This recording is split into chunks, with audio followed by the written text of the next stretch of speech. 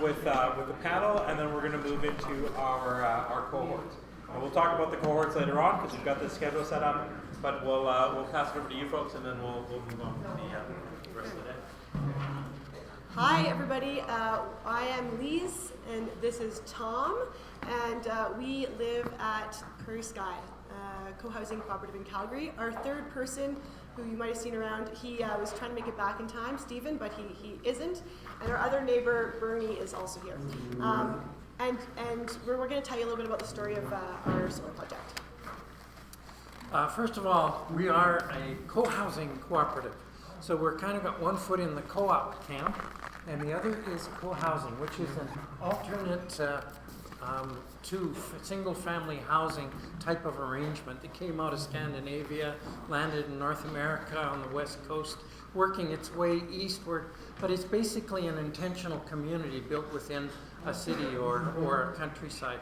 So our focus is on being a community, as it were. We have single-family houses, but we do a lot of things as a small community within that. And we've been around for 15 years. And at the beginning of the whole project, we identified solar as one of our key goals, but we couldn't afford it when push came to shove at that point. So we were looking for a way to make it happen, but it never did initially. And then... Yeah, and I think one of the most important parts is that one of the tenets of Prairie Sky's guiding vision is environmental sustainability. So living together, sharing more in a way that is lighter on the earth. And so it was important to start to walk the talk as a community. And 2 years ago, March 2017, we found ourselves together at the EcoTrust Environmental Gathering, and this is where we started talking about the idea of the Community Energy Capacity Building Grant from that a few of you have spoken about from the Government of Alberta. And we thought, what if this is like the impetus that we need to get our project out of stagnation and into full bloom? And so that was where it all started. We didn't really know where it would go because our goals were to bring solar literacy to our community. So become experts of the technology so that it's more democratically shared. It was to develop some feasibility plans for our potential project. And the idea was to have rooftop solar on every unit. We have 18 units in the community. And then third was to come up with a design that we could eventually work from. So pretty easy, right? No problem. Not so. One of the biggest, next slide please. Acronyms, CECVP. I'm sure there's lots of acronyms in solar, so that's one of them. We applied, we were successful. We probably should have asked for more money, but next one. Let's go to the next slide. So one of the most important parts about this capacity building grant for us was getting community buy-in, and that's been spoken a lot about today, is how important that is, because a big reason for our community is that all decisions are made via consensus. So it's a really, really democratic, shared way of making decisions, and nothing is pushed through without community being on board. So we looked for a partner that would work in with our values as a community, and we found Nuo. And I can't go into too much talking about them, but they're fantastic, and we had a really, really interesting time working with them. And with them, we brought a series of, next slide, please. I don't know why I keep trying to use this. Makes me feel powerful. Of community workshops over 4 months, where we ourselves, as regular peeps, became solar experts, as it were.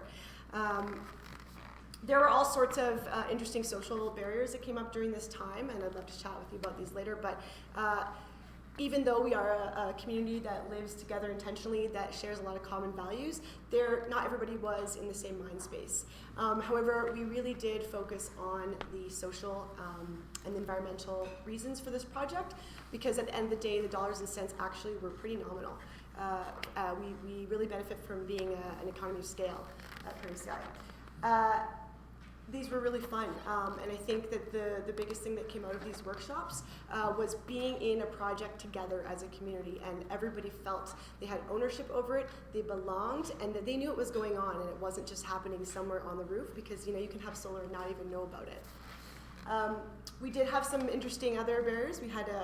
We opened our workshops up to the wider community because we would like our project to act as a model for other co-housing groups and other neighborhoods that want to do this. And we had, our first session was all about climate change. And we had a climate change denier in the group. And so, we dealt with all sorts of different things, and it really reminded us to work on this common goal together. Next slide. So, after the series of community workshops, the community was really on board. We had come up with what we thought was like a decent design, and we wanted to move forward. And so this is where Stephen and I sort of stepped back and passed the torch on to the rest of the community, because we were a little bit burnt out. And then Tom has been the bleeding heart for this project for the past year and a half, and so it's only right that he talks a little bit about his journey. One of the biggest things is that we came at this from being just a group of ordinary people looking in it within our own little neighborhood, and we didn't know much about solar or how to do a project like this or who to talk to, et cetera, et cetera. So what we opted to do was to pick a number of organizations that were in the business and issue a request for proposal. I think it was a good place, straightforward place to start. So we put out requests for bids. We got 4 companies who were keen to come back to talk with us about what the proposal would be. We were waiting for the bids, had a deadline in place, and on the deadline day, we were quite surprised and discovered that nobody chose to bid. They all backed out. Okay? So what do you do then? Well, we went back to each of the vendors to talk about what it was that had kept them from bidding, and discovered that we have what I think was a somewhat unique electrical system that people looked at and kind of backed off when they saw it. So we then decided what we needed to do is to get an electrical engineer involved, somebody who knew solar. But of course, being who we were, we didn't know who that would be. We didn't know anybody who was a solar-involved electrical engineer. So we went out to a number of organizations around asking for who they would recommend, thinking we'd come up with a short list of people that would be a good electrical engineer to help us be guided through a solar project. And we were a little shocked when we only got one name back from about 8 different organizations.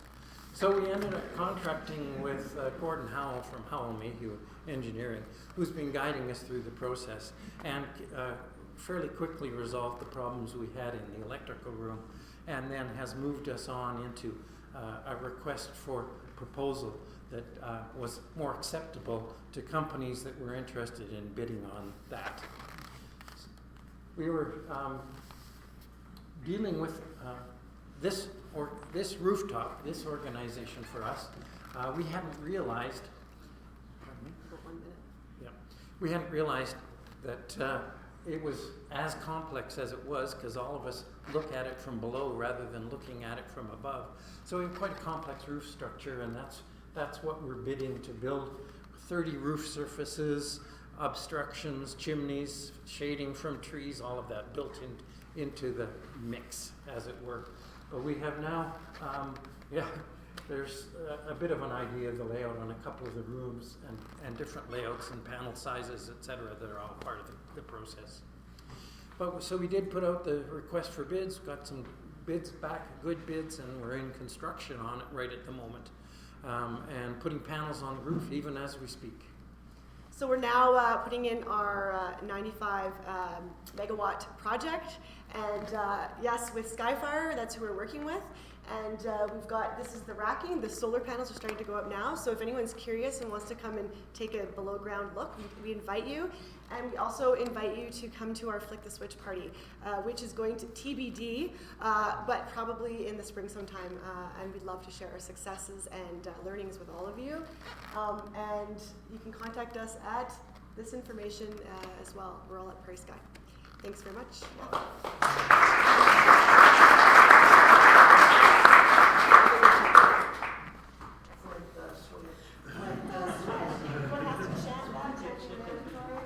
Excellent. Thanks, team. We're going to invite the experts to come on up here for the firing round, which is going to be about 35 minutes, so maybe not as quick in terms of firing. Do you want the projector off? Oh, we can do it off. Yeah, we can go slide in there. Sure.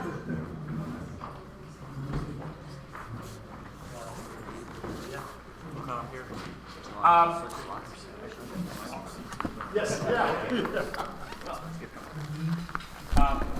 So as the folks sort of settle in here, one of the pieces that we were chatting about over Greg Alton and I were that observationally, it's amazing sort of what you've been able to do with the amount of funding and with these small parcels of grant funding, sort of the amount of work that's been completed on your projects. I think the advocacy side in terms of what you're able to complete here cannot necessarily, like, it's going to be shared among sort of those folks who understand the landscape, but even much broader than that. And so as we are encouraged or being encouraged by government to engage in sort of information finding about what is working within our province, this is a really, really important opportunity for you folks to be able to plug into that system and share what it is that you're finding. It is quite tremendous. I've talked to a couple of entrepreneurs here who are just saying, with that amount of money, you're completing that amount of work in the timelines that you have. These are the exact type of pieces of information that need to be plugged back into the system to be able to show how effective you are and the contribution that this sort of small grant funding can make in the larger scheme. So it's an interesting piece. We'll talk about it a little bit more on what some of those specific pieces are, but considering how quickly and how effectively the message is going to leave this room and be on sort of the agendas of those people who are able to influence this decision making is going to be a really, really interesting and important component of where we go next. I'm going to pass it over to Seth. I think he knows these folks better than anybody, so I'm going to let him navigate sort of this next portion. Great. So before I jump into it, kind of the purpose of this panel, and Jennifer, would you like to join our, as a subject matter expert? Perfect time. So really, through the afternoon, we're gonna get into the nitty gritty of your projects. We've looked at some amazing examples. We've had some big conversations, but really the goal of today is, what's something that we can do tomorrow? And these subject matter experts are gonna provide some insight, as well as all the expertise that we have in the room, right? We're gonna roll up our sleeves and actually do some work. Good thing we had big lunch, and that we're all feeling the energy there. But what I wanted to do now with this panel is to kind of break it into more manageable sized chunks, to look at some of the key theme areas that you might be catching up in the conversation. We only have 30 minutes. We want to cut to the chase. So my goal was to throw out some questions to the panel about how we can pare this down and to get your perspective and maybe jog and get those electrons firing on the projects. How are we going to apply this information? So before I jump into it, why don't we just do a quick introduction? If you want to introduce yourselves, we'll start with Jennifer coming this way, and just maybe your area of expertise, and you'll be spending the afternoon together, so we don't have to do too formal an introduction. Jennifer Trachel, you guys met me. My area of expertise probably is stakeholder engagement, regulatory policy, and grid interconnection. Dave Kelly with Sky Fire Energy. We're a solar EPC based in Calgary, Edmonton, Regina, and Penticton. And our expertise is the design and installation of solar systems. Been at it for 19 years. Had the second grid tie system in the city of Calgary on my house. So we've worked with a lot of you on projects over the many, many years that we've been doing this. Yep, Gavin Jackson from Green Cat Renewables. We're a renewable energy consultancy based out in Calgary. The company's originally from the UK. We have a large team in the UK, 15 years experience building out community and distributed generation scale renewable energy. So just bringing that expertise here. We do right through from feasibility through to commissioning, construction supervision, that stuff. So. Ian Glassford. I'm retired now, but I was the Chief Financial Officer at Service Credit Union.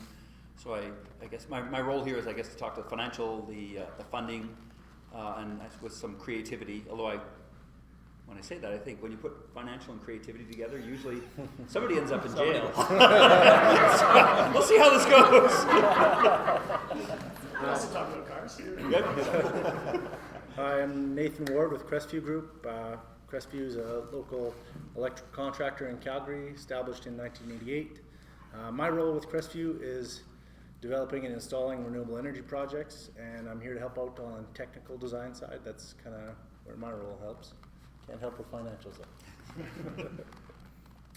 Hi, I'm Robert Henry with Peters Energy Solutions, and my personal background is fairly broad, so I tend to work on technical and economic feasibility, contract management, project development, fairly broad.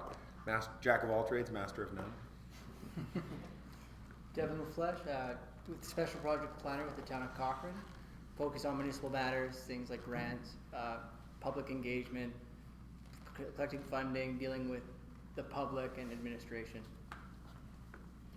Elliot Bridgewater. I'm a lawyer with a background in economic development, and I've been working loosely with ACCA over the last 3 years because I'm very interested in cooperatives and alternative economic development through cooperatives. I work now with 4 or 5 cooperatives, 3 of which are investment co-ops, specifically that are dealing with renewable energy, fiber optic, downtown revitalization in their communities. And so we're trying to make the model a little bit more streamlined, a little more accessible, and make some of the securities issues a little bit more comprehensible for people and navigable. So yeah, I'm happy to be here and speak more about that. Okay. Well, I'll let everyone ruminate on the morning and the projects, especially the Prairie Sky one, if anything comes to mind. But since Gavin, I know you're new to Calgary, so we'll show this hospitality by making you go first. But so coming from the UK, where they have a more established community energy program, just more community energy. Yeah. What's something that Albertans need to know that you can bring from your context? Yeah, I mean the challenges and hearing that the presentations this morning. I mean, I think there's 2 main challenges which are maybe slightly easier now in the UK to get through. But first one, funding, and the second one, an off-taker. And in the UK, we're probably slightly lucky in the sense that we had a programme there, a feed-in tariff programme, that guaranteed your base price for electricity and made the projects viable to bank finance, which is probably one of the key challenges here is having that guaranteed offtake or a guaranteed price. And it is coming here. It will come, and I think being community projects, you're going to be at the forefront as well, because that's the kind of projects that people are looking to develop and invest in, I think, primarily before necessarily commercial projects, because it's to be seen in investing in community projects. And one of the other ones, obviously, from this morning's presentations is funding and getting those projects to a stage where you'll then get an off-taker or somebody looking to invest in the project.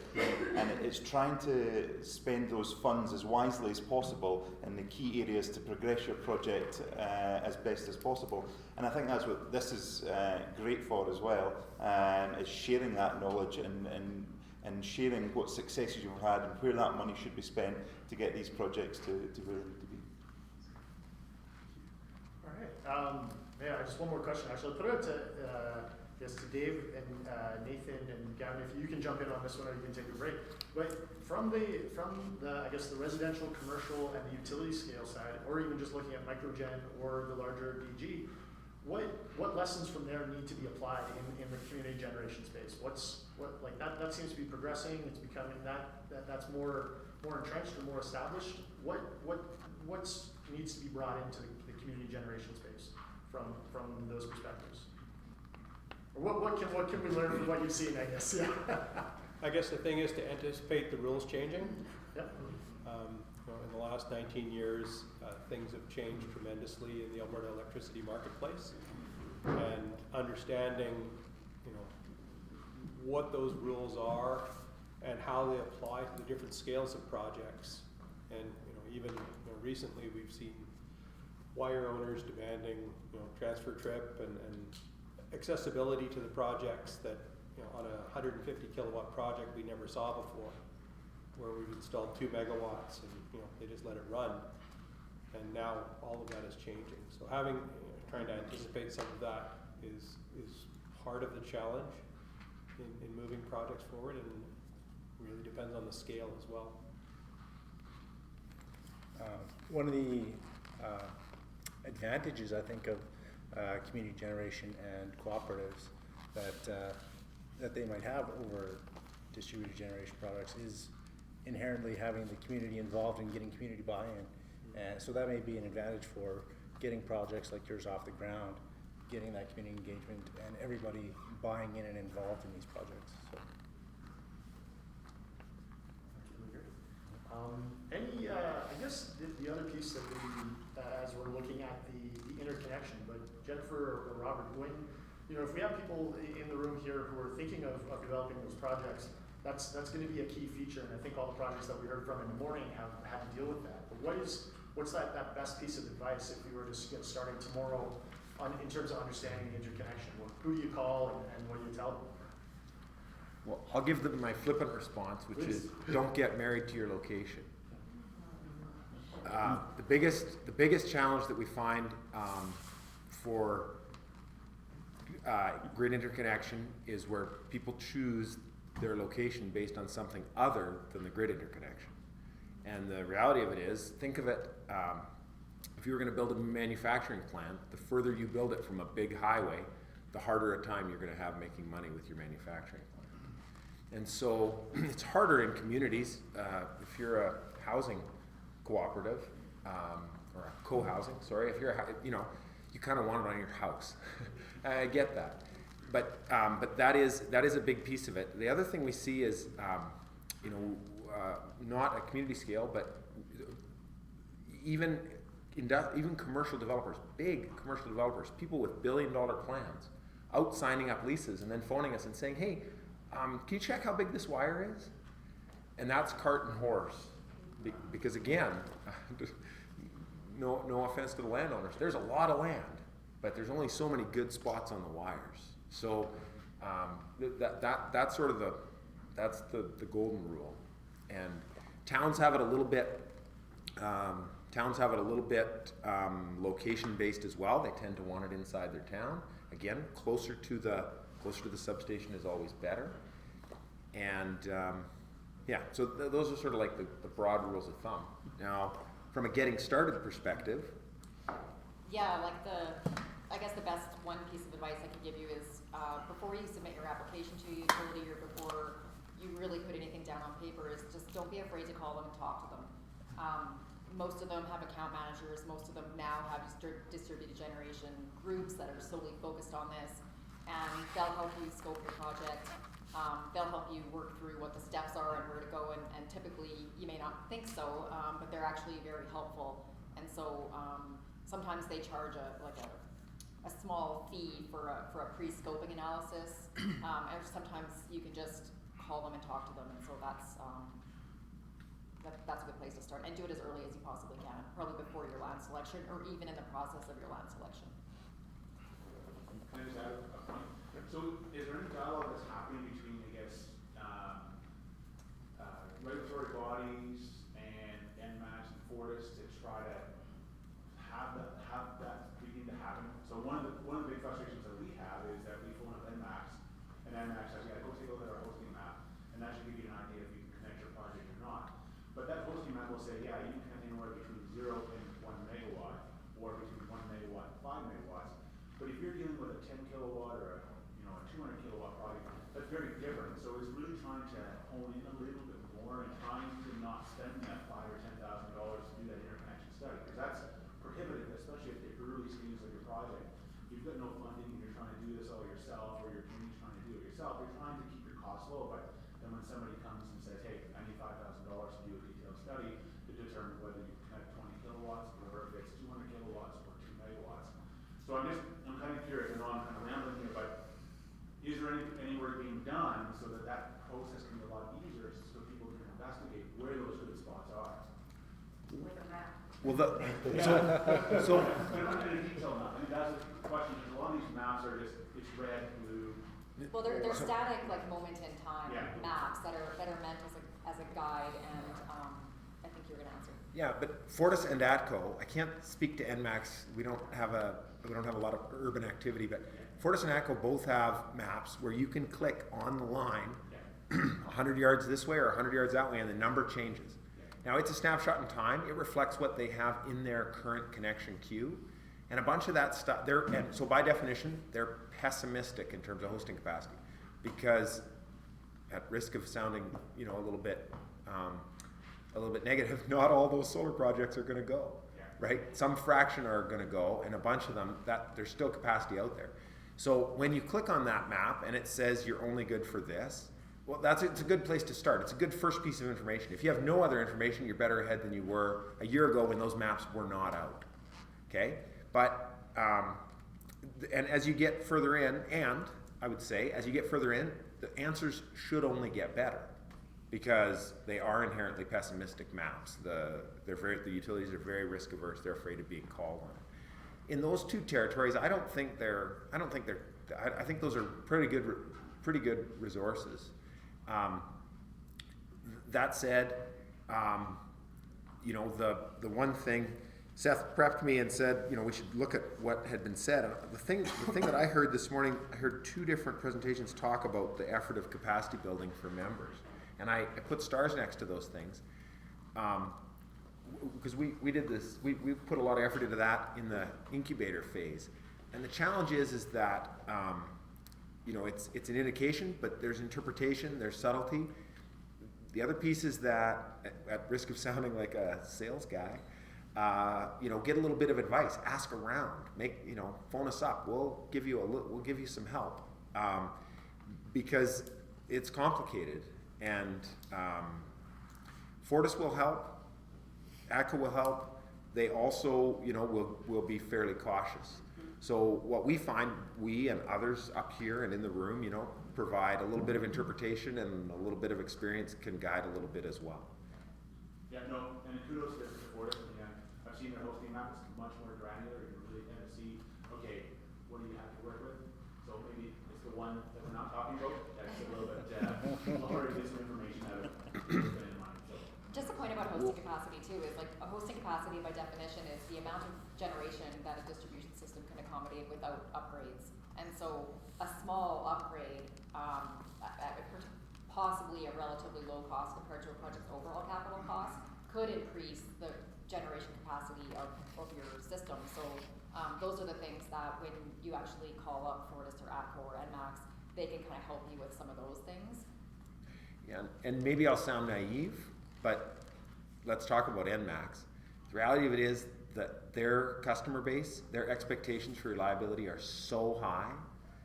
If you're talking about 200 kilowatts, I bet you're going to get on without any trouble. Like, it's not like being at the end of 50 kilometers of rural line like you are on Fortis or ATCO. Around the city, unless you're in a really weird situation, you're probably going to have, you know, down at that scale, you're fine. You want to put in 5 megawatts? Well, that's a different conversation. But is that fair, Dave? Yeah. I mean, the danger there is they'll bid against you on the project. If they find out about it. All right. All right. Dave just raised the bar of what we can talk about. Thank you. Okay, good advice. Thank you. Could I add something really quick? Okay, so on my project, my smaller 22 megawatt project, I actually ended up doing 3 high-level studies with Fortis. And from those learnings, just to let everybody know, Yeah. you don't ask the exact right questions to understand what the actual possibilities for the site. If you're locked into a site, for example, and you don't ask those exact right questions, you're not going to get the full spectrum of possibilities for the site. So, Yes. and that's where Peters Energy, when I engaged them, they helped me through that process. So I said, I need to know exactly what my options are. And so, and it was a long-term process. But, and some money wasted, but the Fortis interconnection studies are actually double in price today from where they were 2 years ago. So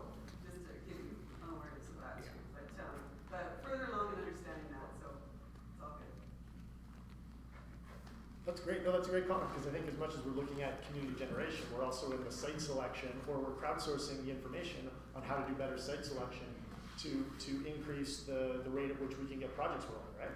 And is that information in this room, and how can we access it and do that better? These are skills that we can learn, as well as knowing who to ask. So that's really valuable. Another one. Yep. One comment to Charlene's point, and you know, the learning you had is, you know, if you get that high level study back from Fortis or Labco, it's probably very good to go to a consultant to double check it, because I've seen, you know, where high level estimates will be in reality when Fortis then sit back and does a detailed study, it's 6 times the cost of what the high level study is. And if you're trying to, you know, figure out a project and figure out the economics are right, you don't want to necessarily base it on that first number that you get. So you really want to make sure you do your due diligence on the interconnection costs. Those can be very, very, once you get into these details. And to Charlene's point, the importance of asking the right question and understanding what they haven't included in their quote. They haven't included for substation protection and control. If you're building in a rural area and you're somewhere near equivalent to the feeder load, AltaLink is nervous that you're going to suddenly have reverse power flow off the feeder, and it's not in the high-level study, and it's not in the detailed study. Suddenly, there's an AltaLink bill for $400,000. That tends to wreck your lunch. So a really good question to ask to that point is, what's not included in this study, and what else do I have to think about? I think that maybe coming up is what I've been told is working a lot on storage in the Alberta network right now. So you may actually be able to combine, and we're looking into this more closely too, combine storage on your site or near your site or whatever, kind of events, whatever, and actually utilize that storage to use your poles, so you don't have to actually pay for energizing your site. Which is a neat option. That may be coming out what we're anticipating. Yeah. Good. I know, and this is good. I'm glad to see where the conversation is going into that. We'll get into into the nitty gritty of solving this problem, right? These could be projects that will emerge out of today's work. So, but I'd like to, as we're talking about land, because Devin, without getting into the location of where your project is, but you had some really creative solutions or effective solutions for engaging your town, right? Like people that don't work in the same office, but you made them a partner to identify assets. Yeah, I think well, just to start as a municipality, I think everyone, where do we get a starting point? Go to a workshop like this. Just kind of, we didn't have internal capacity. I work on transit, Kevin works on fiber optics. So we went to something like this, met with Peters Energy. They actually helped us find a great location. Then we said, well, who else can we involve in this process? And MCCAC at least had a program where they said, go out and find other partners, right? Another network partner. That made us reach out to Stoney Nakoda Nation, who has some experience in this, a brand new CEO who comes from the energy sector. Got us to reach out to them, and then we looked at, well, who's doing renewable energy in town? Well, it's the high school. They're the experts. Met with them, and they blew us away, educated us, and that was kind of the starting point. First, go get some expertise yourself or get educated. Start actually networking, because that was the first build the network, right? Because we could go and just choose a spot. We started out that way with, there's been 2 studies done on this building on doing panels on the roof. A consultant would very quickly say, there's a lot of different aspects going on in this roof. You probably don't want to look at this roof, and there's probably better savings just in changing the lighting here. So going, getting educated, meeting with a consultant, then starting building your network. So then you get someone from the private sector, consultant, other municipalities gave us some pointers as well. And then looking internally, who's actually in our planning department, making sure we're covered there. We had some building inspectors too, just to talk to us and making sure the whole team's involved. So yeah, I'd say get educated, meet with the right people, then start really working on the project. Okay. Now, Ian, if you were to put on your CFO hat, or a lot of the, like we were talking about engagement and location, but the funding side is going to be a big part of it. Yep.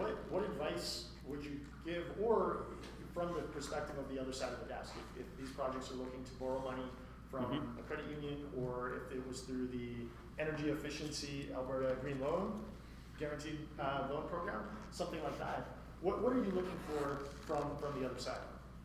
Yeah, okay, so I guess a couple of observations. One is listening, that there's quite a spectrum of financial profile when you hear these conversations. You hear them from 9% ROI to, I don't know if it makes money. And so I'll give you the easy and obvious advice first, which is take a look at the best standards out there. Find out who has been doing again, so the question about how much it cost you to produce per kilowatt hour or whatever the case may be. And look at your project against that and make sure you've squeezed all the pennies out you can, because the stronger you make your starting financial position, the easier it is to get somebody on side with you. And so, and one of the best ways, and anybody who's run a business knows that, one of the best ways is benchmark against who's better than you. And then find out, what am I doing wrong, what am I missing, what are the factors that can get me into that space. So start off on the right foot as best you can. The second thing I'd observe is that, and most of these we're talking about community generation rather than the great big projects. What I heard in this discussion was, I heard that the potential for disruption of your project is quite significant. The issue of people being unhappy with whatever it is you're doing, the issue of satisfying regulations, the issue of changing regulations as you're on the go. Where I go from that is, I'd say, as best you can, you want to build an initial base of very patient capital. So bank loans is not a good place to start for that, right? Bank loans are remarkably inflexible. When they say it's due in 5 years, they want it in 5 years, and they've got lawyers. Whereas if you're doing this, and Kirk and I were talking about that a little bit, about Longview and places like that, if you're doing this for a community in some way, there's a group who's got a vested interest in this of some kind, that's probably where you want to go for your patient capital. And then you can structure it. And so again, take a look at the example that the people from the high school has shared with us, which is they had to find funding, and if they had more time, they'd probably say, we tried this, it wasn't getting traction, we tried going, maybe you went elephant hunting to find one large firm who would fund it, couldn't find that. And so they eventually found the adopt a panel and things like that. It's finding something like that that supports the investment of this first base of patient capital, so that you can live out however long it takes, because the regulation may be an issue, the inspections may be an issue. So that gives you room, right? The whole idea is, the analogy one of my profs had was, it's like hang gliding off a cliff. And the more cash you have up front and the more patient cash, the higher the cliff. If the cliff is too low, even if you could have made a flight out of it, you're hitting the rocks anyway.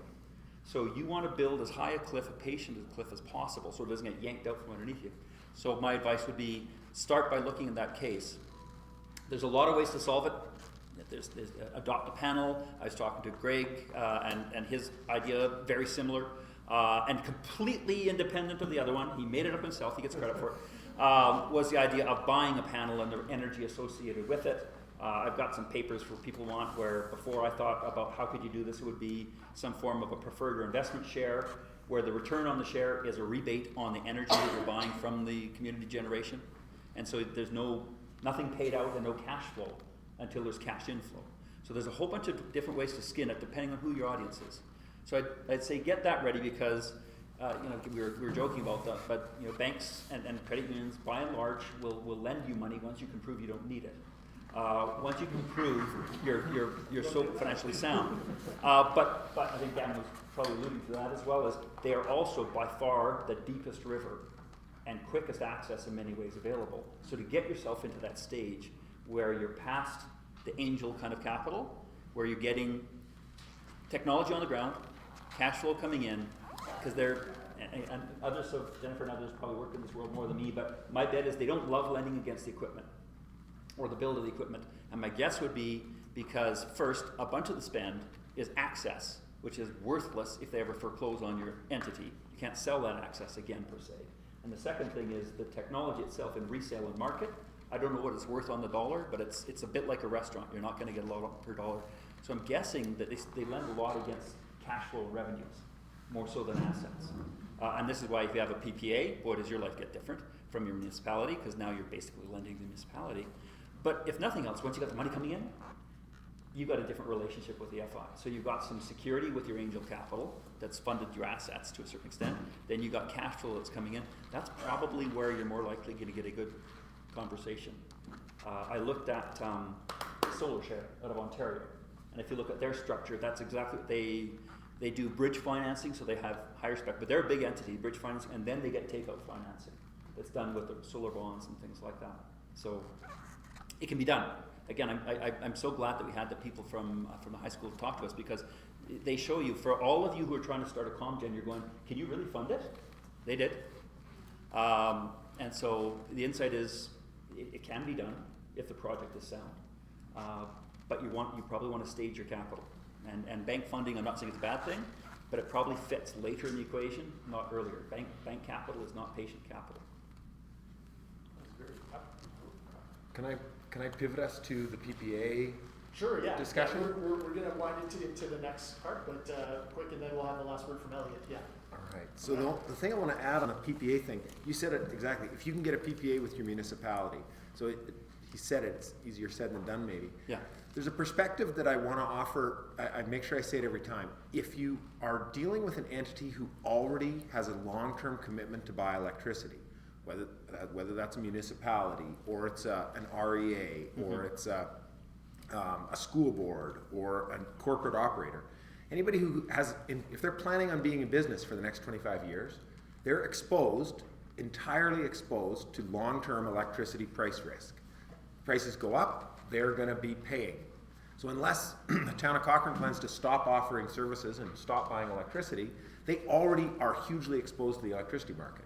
So when the bank says to a commercial developer, hey, you can't just be a merchant supplier because you're exposed to the electricity market.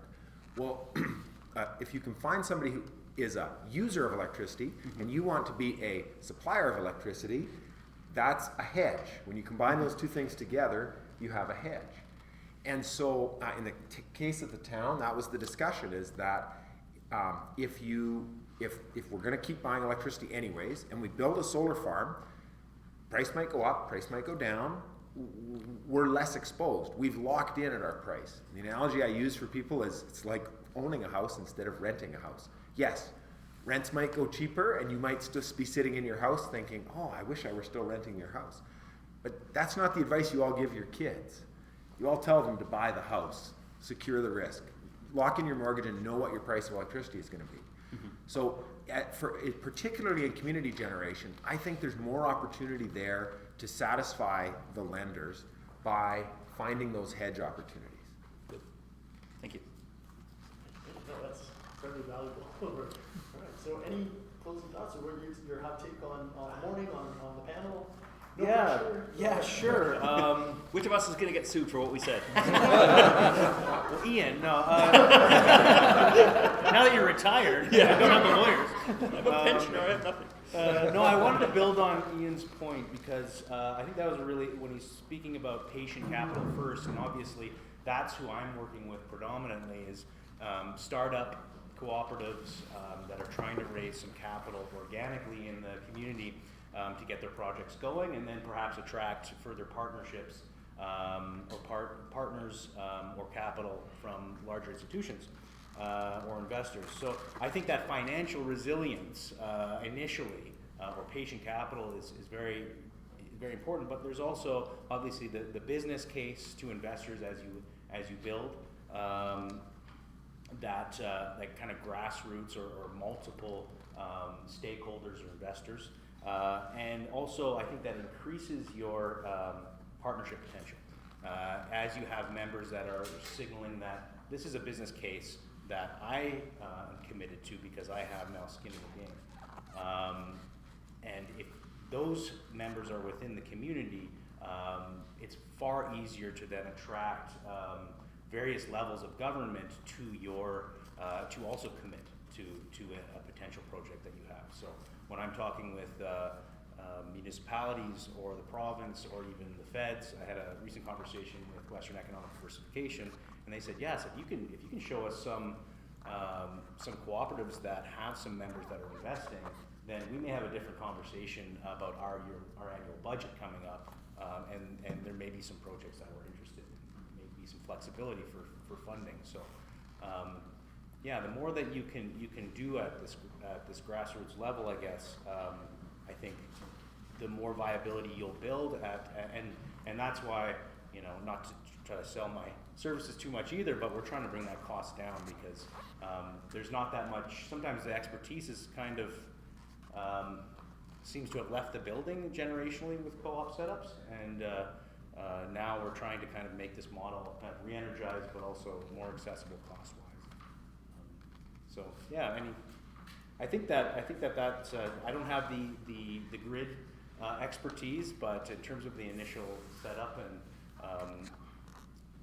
investment levels, that's what, you know, I'm also a student, so I feel like I've got kind of a connection with the students here, is that we're all trying to build this expertise, and it's the best built kind of together, I guess. That would be my last point. Excellent. No, and that wraps it up really well. I think of people putting skin in the game, and that you have a structure that people can own and control, and that's where you need a lawyer to be able to incorporate that, right? So a big hand to the panel. I definitely put them on the spot. So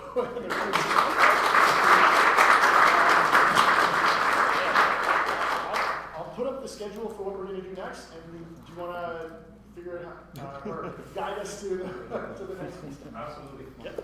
Seth put that up. I think some of the